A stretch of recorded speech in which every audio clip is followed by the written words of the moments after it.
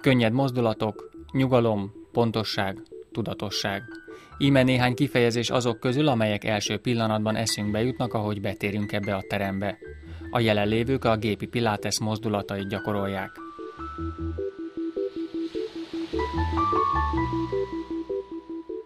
Én sokkal jobban szeretem, mint a talajórákat. Az eredeti pilates gépes egyébként, a kórházi ágyak motiválták piláteszt, hogy segítsen a bajtársain annak idején, hogy gyorsabban felépüljenek a sérülésekből. Én azért szeretem, mert hozzám igazából átlag emberek járnak, és az átlag emberek testtudata nem az igazi.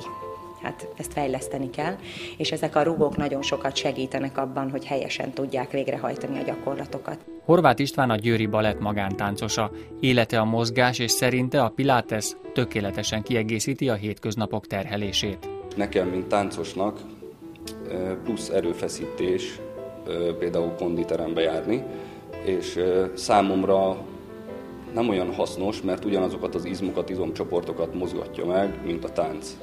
A pilates viszont a mélyizomzat erősítéséről szól, és azon keresztül a vázizomzat is erősödik.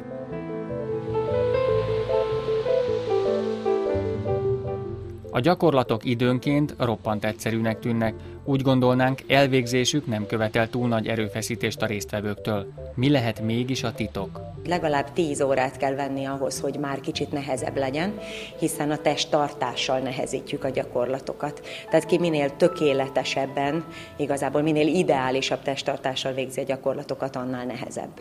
Dalos Ági edzés közben rendszeresen figyelmeztet a helyes légzésre. A gyakorlatokat is a légzés ütemére, egyénre szabott ritmusban kell elvégezni.